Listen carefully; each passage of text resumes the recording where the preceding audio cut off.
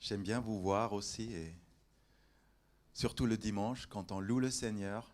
Il y a des fois des moments voilà, où on est particulièrement touché. Peut-être qu'on est aussi des fois plus face à notre propre fragilité et à peut-être à des échecs.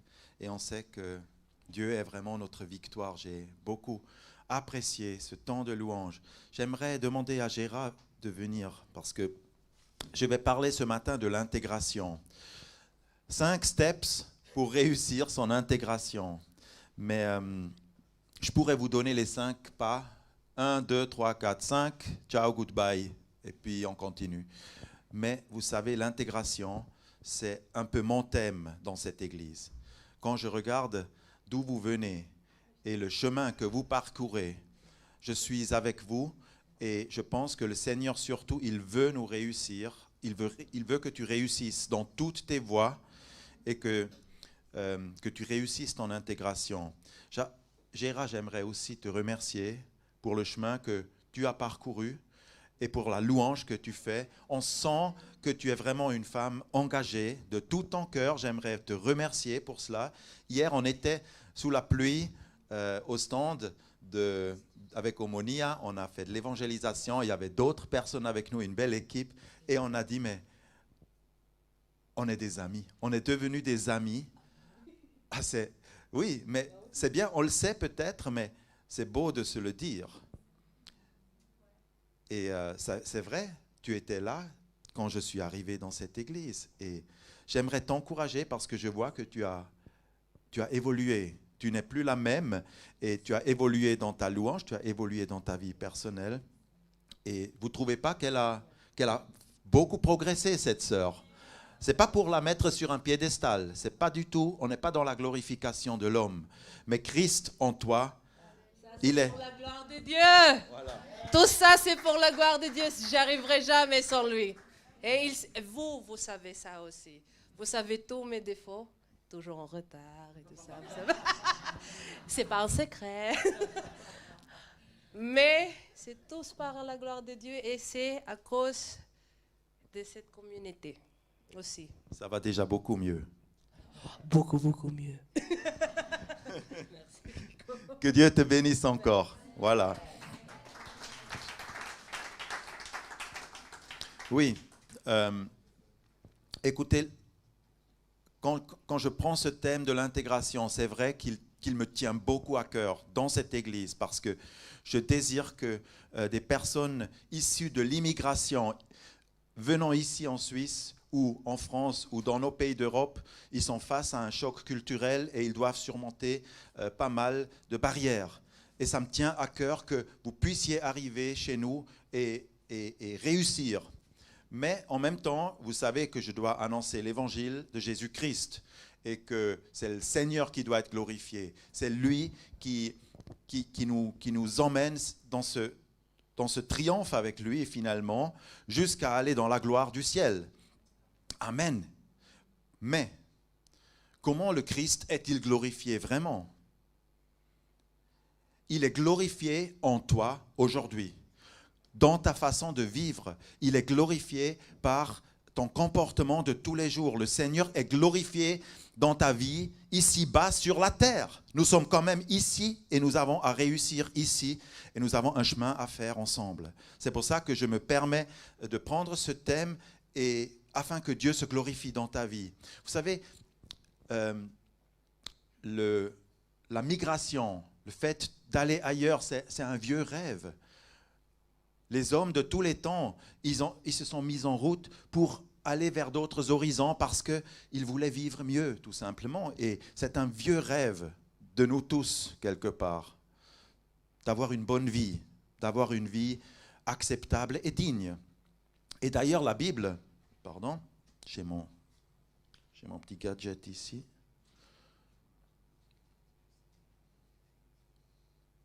Ça ne marche pas.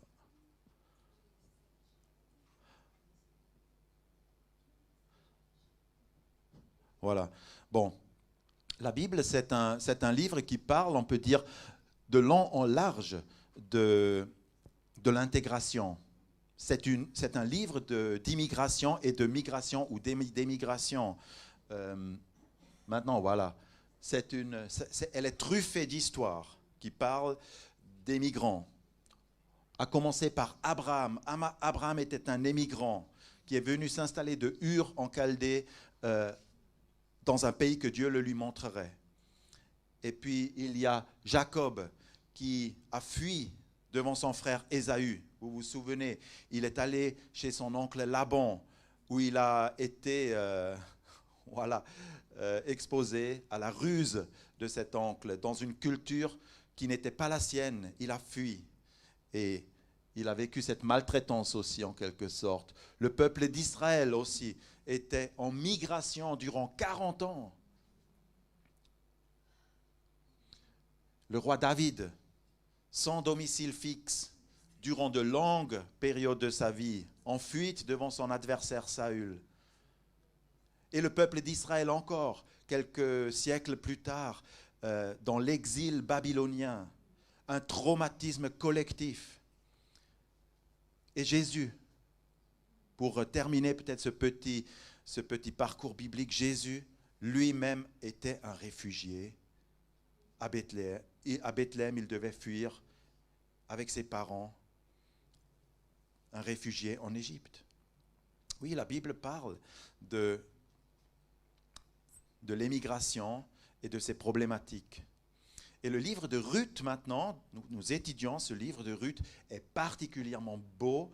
Et le chapitre 2 que nous allons lire là dans un instant, il est tout simplement merveilleux parce qu'il montre la tournure que ça peut prendre. Et je parle ici d'une intégration réussie. Nous voulons réussir l'intégration. Mais pour cela, il faut bien considérer quand même certains points. Le premier jour, vous vous rappelez, Ruth, Naomi, ils sont retournés à Bethléem. Ça n'a pas marché dans le pays de Moab. Et cette petite Ruth, elle s'est attachée à Naomi. Elle a dit, j'irai avec toi. Ton pays sera mon pays. Ton Dieu sera mon Dieu. Et puis elle est allée. Et là, elles arrivent à Bethléem. Oh là là, Naomi. Oh, ne m'appelez plus Naomi. Appelez-moi Mara, car l'Éternel m'a rendu la vie bien amère. Ça, c'était l'état d'âme de Naomi. Mais sa belle-fille était jeune, elle avait le courage. Et qu'est-ce qui se passe les premiers jours quand elles arrivent? Ben, c'est la galère. Il faut trouver un logement, une petite location peut-être. Et les petits sous qu'ils avaient, ça part vite. Il y a la pression, plus rien à manger.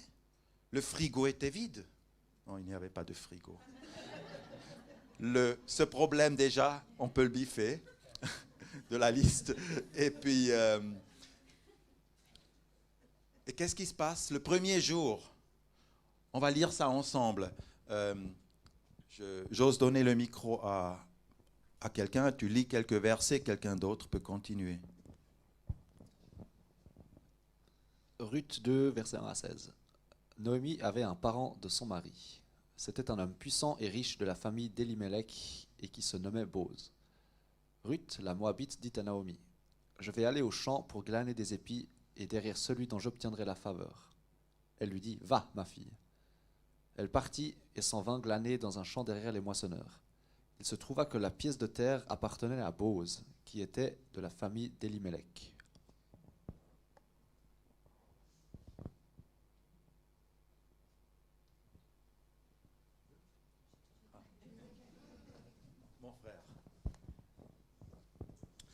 Voici que Boz vint de Bethléem et dit aux moissonneurs, « Que l'Éternel soit avec vous. » Ils lui répondirent, « Que l'Éternel te bénisse. » Boz dit à son serviteur, chargé de surveiller les moissons, « À qui est cette jeune femme ?»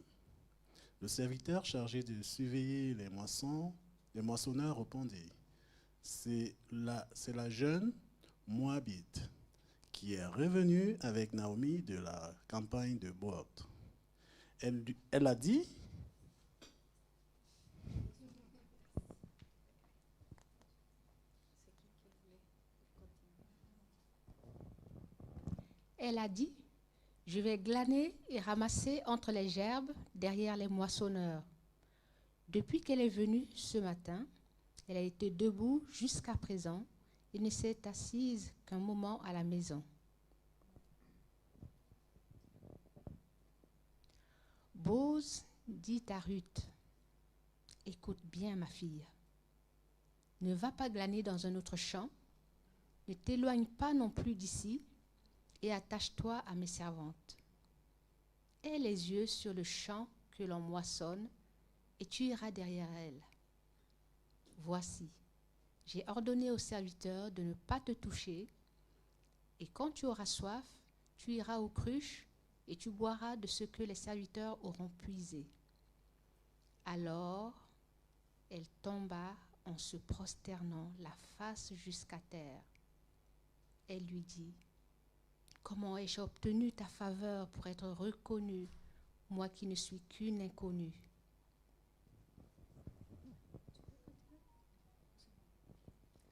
Bose lui répondit, « On m'a raconté en détail tout ce que tu as fait pour ta belle-mère depuis la mort de ton mari et comment tu as abandonné ton père, ta mère et ton pays natal pour aller vers un peuple que tu ne connaissais pas auparavant. Que l'Éternel te rende ce que tu as fait. Que ta récompense soit complète de la part de l'Éternel, le Dieu d'Israël, sous les ailes de qui tu es venu te réfugier. » Elle dit, « J'obtiens donc ta faveur, mon Seigneur. Tu m'as consolée, tu as parlé au cœur de ta servante, et pourtant, moi, je ne suis même pas comme l'une de tes servantes. »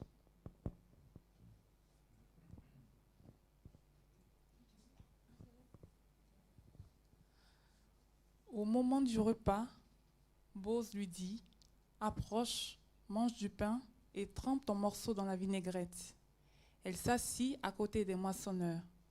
Il lui tendit du grain rôti. Elle mangea, se rassasia et garda le reste. Puis elle se leva pour glaner et Bose donna cet ordre à ses serviteurs. « Qu'elle glane aussi entre les gerbes sans que vous lui fassiez d'affront. Retirez même quelques épis des gerbes et abandonnez-les par terre pour qu'elle les ramasse, sans lui faire de reproches. »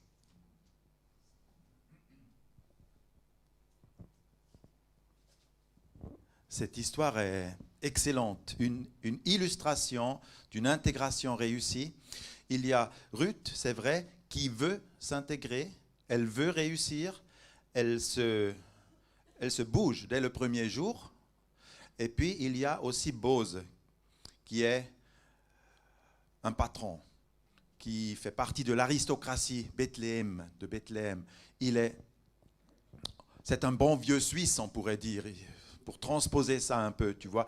Mais il est le facilitateur. Et je m'adresse autant aux étrangers ici qu'aux personnes qui sont déjà bien assis ici et qui connaissent comment la roue tourne.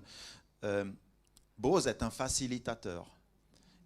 Grâce à lui aussi, cette intégration va réussir. Oui. Alors, il y a plein de choses qu'on pourrait développer et j'ai mes feuilles là derrière. J'ai à peu près les choses dans ma tête, mais que le Seigneur vraiment nous touche. Ce n'est pas un enseignement. Voilà les 5 points que je vais vous donner comme ça. Je prie le Seigneur pour que vraiment les choses aillent dans le cœur. Parce que je souffre parfois avec ceux qui sont venus d'ailleurs ici et qui luttent, qui ont un combat que l'on ne s'imagine parfois pas. Alors, qu'est-ce qu'on peut apprendre de Ruth? Premièrement, j'ai rigolé un peu avec ça. Elle glane, elle a dit je vais partir aujourd'hui au champ. Ça se passe vraiment le premier jour, n'est-ce pas? Glaner ou glander, c'est la question. Hein? Vous savez ce que ça veut dire glander? Glander, ça veut dire quoi? Trier. Non, c'est pas trier. Hein? Glander, ça veut dire rien faire. Tourner les pouces et ne rien faire. Alors, glander, c'est pas la bonne chose. Hein? Si tu arrives dans une nouvelle terre, Tu dois la conquérir, cette terre. Tu dois être un conquistador, une conquistadora. Vous comprenez? Et c'est ça.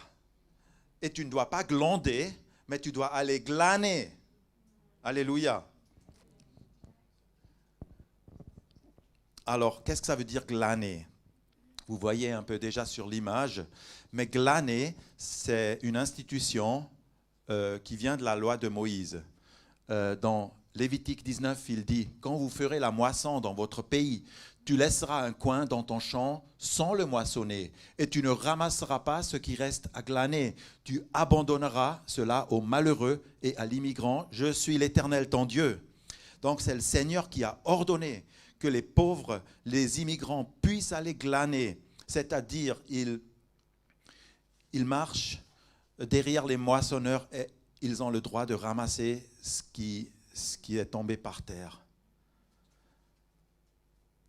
C'est une institution sociale, on peut dire, de la part du Seigneur. Comment la loi de Dieu est-elle bien faite? Il n'a pas dit il y aura du pain gratuit pour les immigrants. Ils doivent quand même le ramasser. Voilà. Alors, le deuxième point, si tu as compris que tu ne dois pas glander, mais glaner, je t'encourage, si je peux dire ça, faites comme Ruth. Prenez l'initiative. N'attendez pas que les choses se fassent tout seul. Prends les devants, parce que le premier jour, elle a cherché du travail. Une fois, j'ai demandé à quelqu'un qui recherchait du travail, « Pourquoi tu ne trouves rien ?» Et la personne m'a dit, « Ah, mon frère, le travail, tu sais, il n'est pas venu me trouver. » Je dis, « Bon, pourquoi tu penses que le travail doit venir te trouver? Et tu restes les bras croisés et tu attends que le téléphone sonne. » Il faut que tu fasses comme Ruth. Va toi-même chercher le travail. L'attitude de Ruth est un modèle pour une intégration réussie. Dès le premier jour, elle se lève. On pourrait aussi dire, oui, elle n'avait pas le choix. On a dit le frigo était vide. Et oui, le Netflix a coupé l'abonnement. Moi, je connais quelqu'un parmi nous que j'aimerais solliciter pour un petit moment, qui est sur une bonne voie d'intégration, mais vraiment une bonne voie. C'est un peu comme Ruth, il a commencé par les tout petits boulots ici à Genève, et il y a 2 semaines, ce frère a décroché un travail avec les CFF, les chemins fédéraux de la Suisse, et il est venu ici sans papier, sans certitude, avec beaucoup de questions. Ce qui m'a impressionné, c'est que Alain a toujours été positif. J'ai senti qu'il voulait s'intégrer ici et mener sa vie en dignité et en travaillant. Raconte-nous ce qui s'est passé il y a 2 semaines. Comment tu as trouvé ce job? Il y a quand même... je tiens à dire, Alain a vraiment fait des efforts, mais le Seigneur lui a aussi donné un coup de pouce. Et ça, c'est important parce que le Seigneur est avec celui qui est zélé. Il n'est pas avec le paresseux. Alors, Alain, comment ça s'est passé là, il y a 2 semaines ou 3 semaines maintenant, quand tu ramassais les ordures dans la ville de Genève? Il y a eu un accident, quelque chose, un accrochage. Frères et sœurs en Christ, bonjour.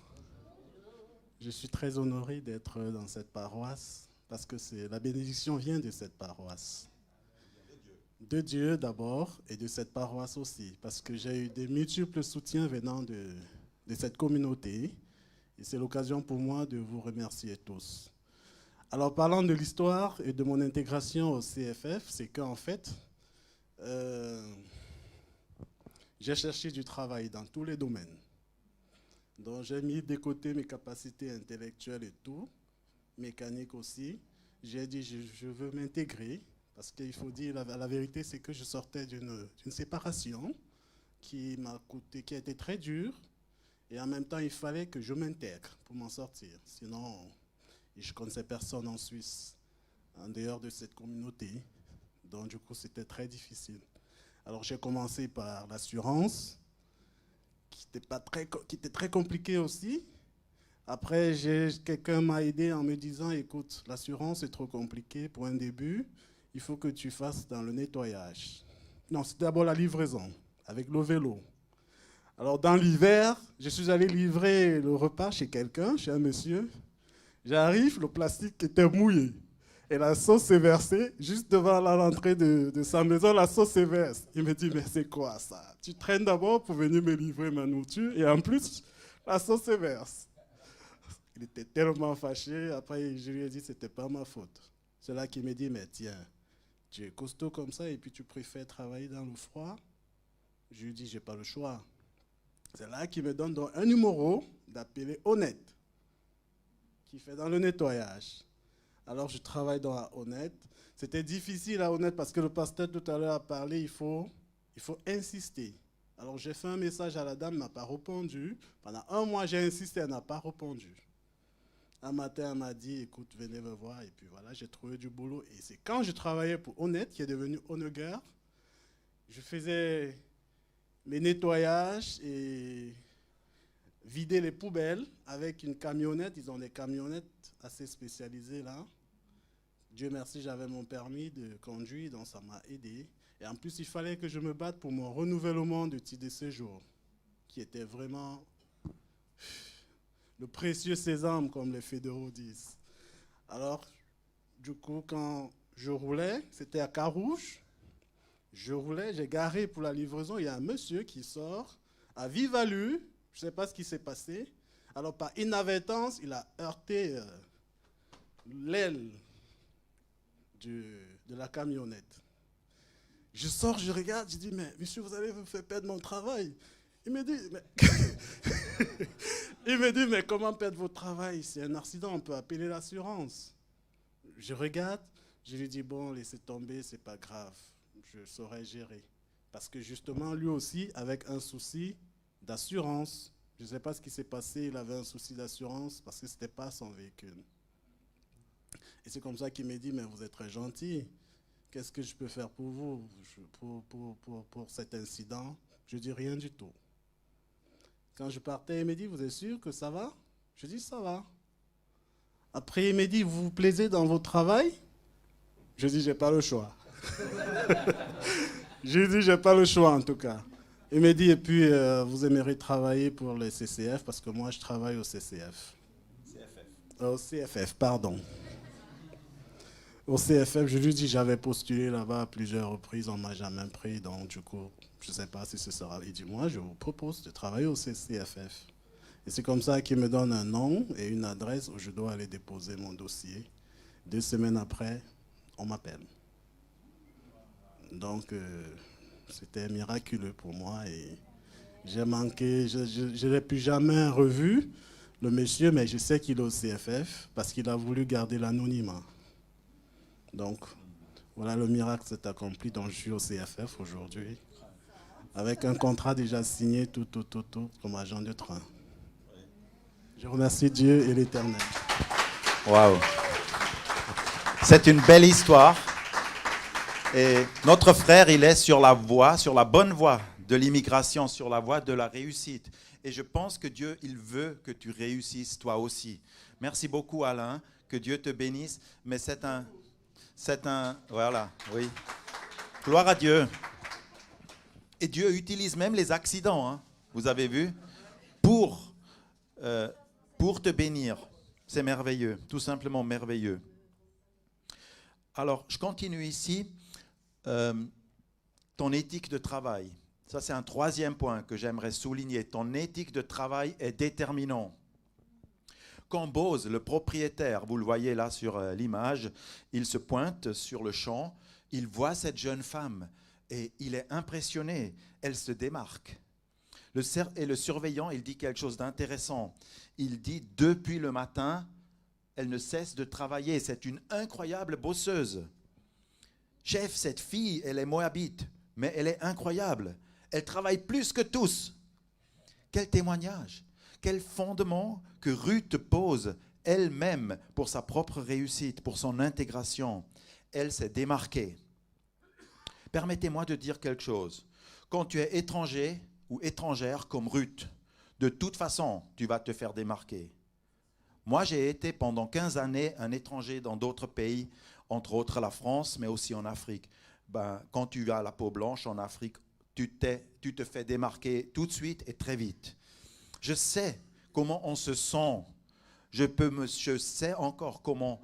Oui, aussi, je sais comment certains d'entre vous peuvent se sentir quand ils arrivent ici. Et voilà, certains se démarquent déjà par leur façon de s'habiller. D'autres se démarquent peut-être aussi par leur accent. Ah tiens, ils ne parlent pas comme nous. J'en ai vu des coiffures aussi, impressionnants. Des vraies montagnes de cheveux, des vraies tours Eiffel, on pourrait dire. Impressionnant. Mais Ruth ne s'est pas distinguée par les fringues, elle ne s'est pas distinguée par ses ongles, elle ne s'est pas distinguée par sa coiffure, elle s'est distinguée par une éthique de travail. C'est merveilleux. Si je peux dire quelque chose à vous, si vous voulez réussir votre intégration, et si vous voulez réussir professionnellement, tout court, peu importe quelle est la couleur de votre passeport, faites comme Ruth. Levez-vous tôt le matin. Il a dit dans le texte, dès le matin, elle était là. Elle n'a pas chômé. Quand je vois que certains, ils passent la moitié de leur journée au lit, moi, ça me fait mal au cœur. Tu perds ton temps et si tu te lèves régulièrement vers midi, eh ben, tes chances sont compromises, mon frère, ma sœur. Vraiment, c'est un appel. Prends ça au sérieux. Lis la parole de Dieu.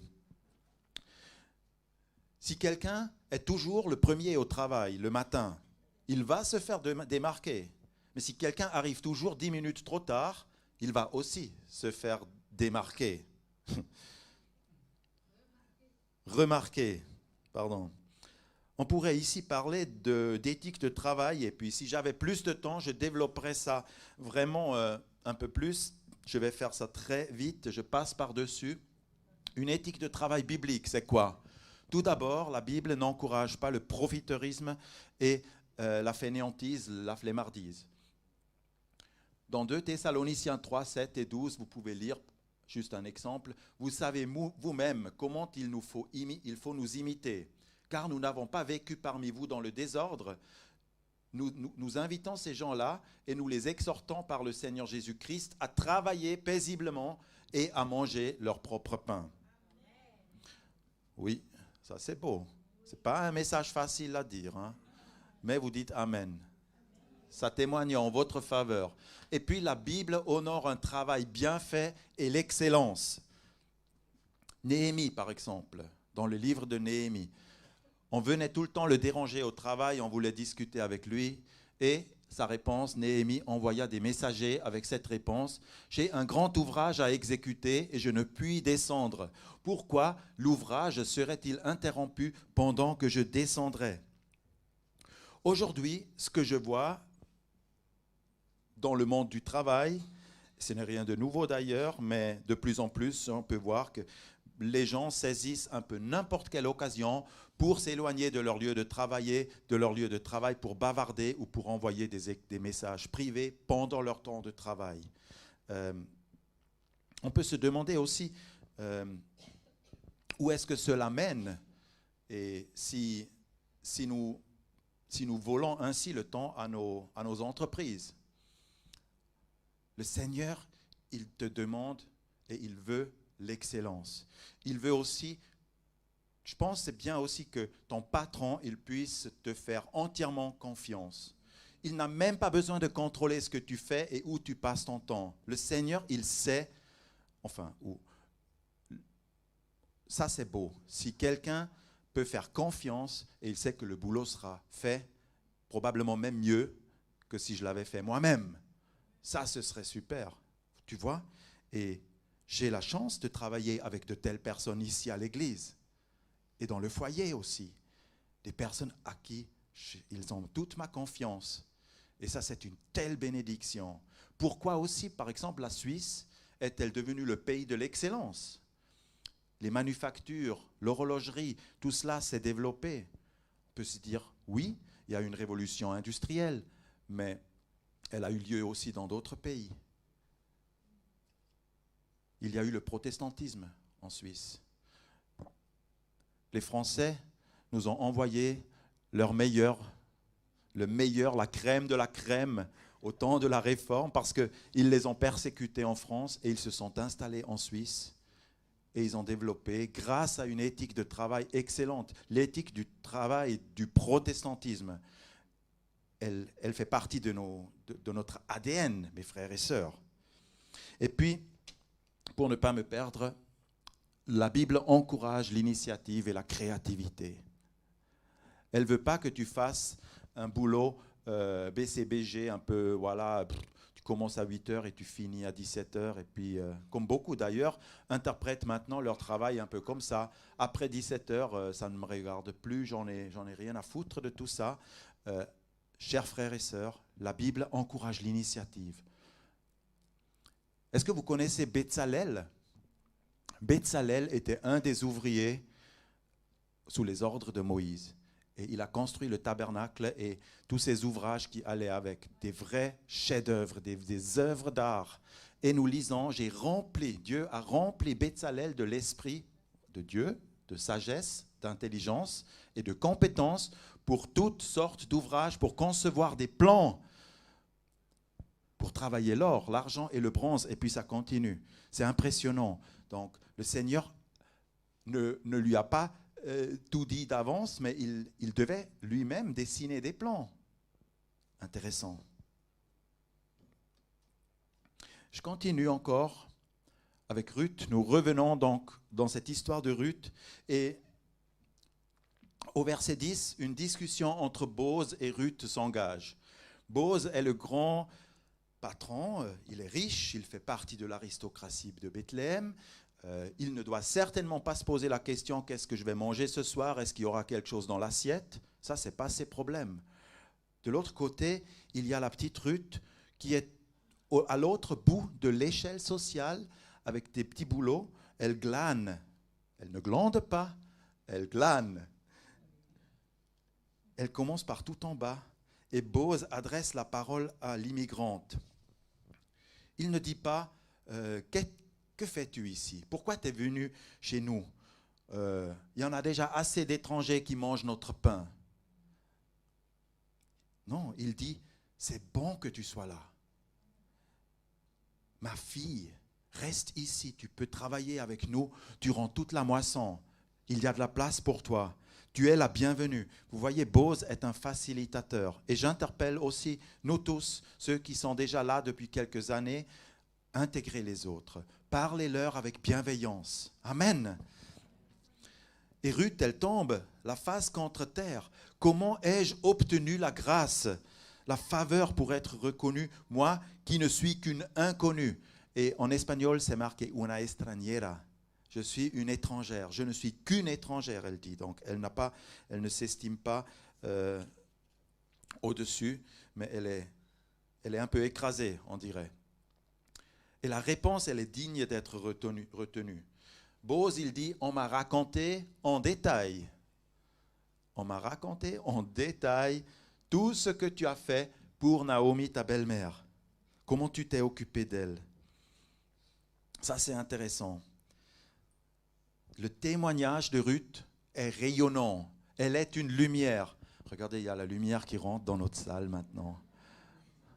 C'est beau. Le soleil après quelques jours de pluie et de froid. Non, la lumière de Ruth, elle rayonne, mes frères et sœurs. Et que ta lumière dans ce monde rayonne. Tu n'es pas un chrétien qui se cache quelque part. Non, lève-toi, rayonne, brille. Que ton témoignage de tous les domaines soit pareillement une gloire adressée à Dieu et une lettre ouverte pour ce monde. Oui. Et il y a encore un 5e point, vous me permettez. Ruth, vous savez, elle avait 100% envie de s'intégrer, mais 100%. Ce n'était pas, oui, un pied ici et un pied là. Parce que sinon, ça devient un peu... Vous comprenez, là? On commence à faire de la gymnastique. On m'a aussi raconté, dit Boz, au verset 11, on m'a raconté comment tu as abandonné ton pays, tes parents. On m'a raconté comment tu as tout quitté là-bas et que tu es venu ici dans un pays que tu ne connaissais pas pour venir chez nous. On nous a raconté ça. Boz était au courant, pour ainsi dire, du courage de Ruth. Il a entendu dire ce que Ruth, elle avait dit. Vous vous souvenez au chapitre 1, quand elle a dit « Ton pays sera mon pays, j'irai où tu iras, ton Dieu est mon Dieu. Là où tu mourras, moi aussi je serai enseveli. » On a parlé de cette détermination et aussi de ce côté de laisser son pays de Moab derrière elle. Mon frère et ma sœur, si tu es encore dans ton cœur, je ne sais pas, en Haïti ou au Venezuela ou je ne sais pas où, tu ne peux pas réussir ici. Il faut que tu laisses les choses qui sont là-bas, là-bas. Tu ne peux pas régler le problème de l'autre côté de l'océan. Le Seigneur, il te demande de vivre ici. Même pour moi, je vous dis, je suis un Suisse et je vis en Suisse, mais je ne peux pas régler les problèmes de ma famille qui sont à 300 km d'ici, à Chafouz. Je ne suis pas sur place et je dois me focaliser. C'est difficile. Ruth, elle a fait ce choix. Elle avait une envie totale de s'intégrer. Apparemment, dans tout Bethléem, on était au courant de cela. Et la clé d'une intégration réussie réside là-dedans. Ruth a réussi dès le premier jour parce qu'elle était déterminée d'embrasser la nouvelle culture. Sans avoir pris des cours de langue, sans le soutien d'une quelconque administration, elle était juste ouverte, pleinement ouverte et positive. Je t'invite à le faire aussi. Peut-être il y a des choses qui ne te plaisent pas en Suisse. Tu dis, bon, ils sont froids les Suisses. C'est pas cette culture est trop directive, trop, je sais pas, les Suisses, il y a des choses qui ne te plaisent pas. Moi non plus, je n'aime pas tout. Mais embrasse cette culture. Prends ce qui est à prendre, intègre-toi. Je t'encourage, mon frère et ma sœur. Et je termine avec ça. Le verset 21 dans ce chapitre, c'est celui où pour la dernière fois, Ruth est appelée la Moabite. Plus jamais après, on ne parle de Ruth, la Moabite. Elle est Ruth. Elle est intégrée. Elle fait partie du paysage. C'est merveilleux. Quand vous lisez la Bible de cette manière, lisez une fois tout le livre. Après, on ne parle plus de la Moabite. La Moabite, voilà, c'est passé. C'était son passé. Ça fait partie aussi de notre vie en Christ. Les choses anciennes sont passées. Toute chose devient nouvelle en Christ. Et Boaz, pour moi, est aussi une image un peu de Jésus-Christ. Il invite cette fille à sa table à midi. Bon, c'est juste un pique-nique en campagne. Mais quand même, le Seigneur, le Boaz, là, il l'invite et il lui donne une place. Le Seigneur, il veut te donner une place. Est-ce que tu la veux? J'aimerais te demander, Loïc, de m'accompagner pour un petit moment de prière. Je désire prier pour chacun de vous, quelle que soit votre origine, en fait, ça n'a pas d'importance. Seigneur, merci parce que tu ne nous juges pas selon nos origines, selon nos nationalités ou selon les difficultés ou les facilités qu'on a eues. Tu nous donnes une chance.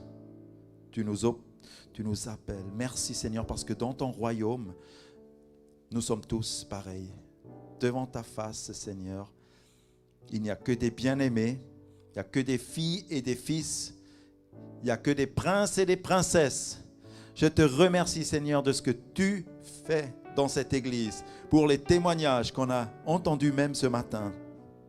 parce que tu te glorifies. Et je m'attends encore pour tous ces jeunes aussi qui sont ici, qui sont en formation, qui sont dans des apprentissages ou qui sont dans les études, de les bénir, Seigneur, de leur donner la réussite. Certains sont en train d'écrire un travail de master aussi, de les bénir dans cela. Je te demande, Seigneur, pour les personnes qui sont venues ici déjà avec un bagage, qui ont vécu 40 ou 50 ans dans un autre pays. Et c'est dur si 40 ou 50 ans sont effacés et puis on doit recommencer. Père, tu sais combien ils souffrent, combien ils ont le mal du pays aussi. Mais Seigneur, toi, tu donnes une nouvelle chance. Tu ouvres des nouvelles portes pour chacun. Je te bénis, Seigneur, pour ton amour. Merci parce que tu guéris aussi ceux qui sont blessés et ceux qui ne peuvent plus, ceux qui n'ont pas de travail. Jésus, c'est vrai, on ne peut pas juste sortir dans un champ et glaner aujourd'hui. Il faut s'y prendre autrement, mais tu nous donnes la créativité. Je te demande de bénir, Seigneur, mes frères et sœurs. Mes frères et sœurs, je vous aime aussi. Amen.